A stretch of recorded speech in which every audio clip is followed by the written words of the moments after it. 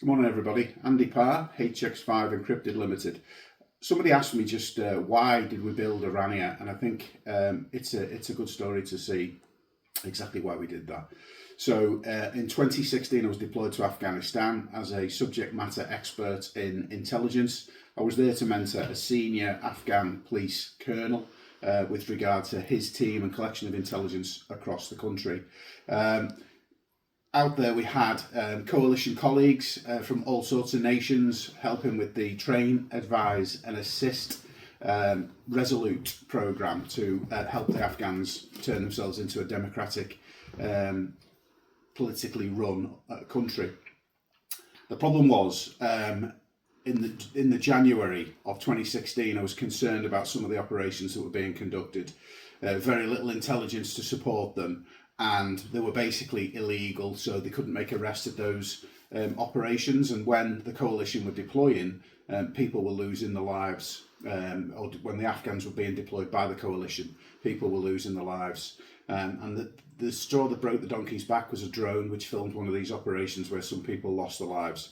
So I decided I was going to blow the whistle. Now, the difficulty for me with that is, obviously the military, they're seen as heroes going out to these locations, and they are. They put their lives at risk. So let's not get that wrong. I used to be in the Navy myself, going to places like that.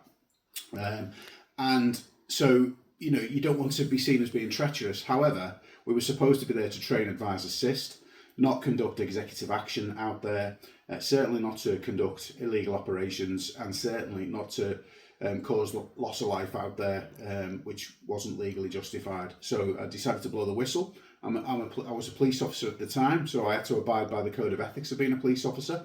No powers over there in terms of doing anything about it, but I did still have to abide by the code of ethics. And so I did. A whistle blew. So what this really is about is, what's it like blowing the whistle? Well, all I can say is it's a very lonely experience, because the minute you do it, people you think are friends turn out they're not friends, and will even conduct Machiavellian type behaviour against you, which you don't realise at the time, but obviously in any subsequent inquiry, all that's going to come out. So you lose your friends. Within 3 days of me blowing the whistle, I was sat in the living room, and I went through a torturous experience right up to going to the Employment Tribunal in London, where I ended up getting a financial settlement and pulling the case basically because of the financial settlement. Whether what I did changed anything is debatable. What it did do is it paused all operations while the inquiry was conducted. After that, I really don't know, because it's all subject to national security and nobody tells you these things. So I'm never going to know whether those kind of operations conducted continually in the future or not. As a result of what I went through, I decided I was going to build Aranea, and I was going to build Aranea not because it's going to make me a millionaire, because it certainly isn't going to make me a millionaire, but what I'm trying to do is help other people who've got the guts to come forward, who are brave enough to come forward, who are brave enough to stand against the system when you know you're right, and to help them be able to report totally anonymously. Because believe me, anonymity is the only thing that defends you.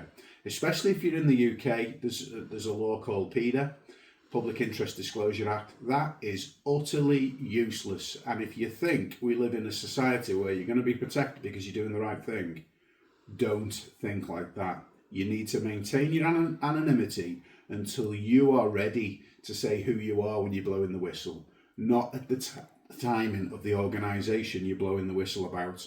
So that's what Aranea is about. It's not to make money, it's to help people be able to report anonymously. Thank you.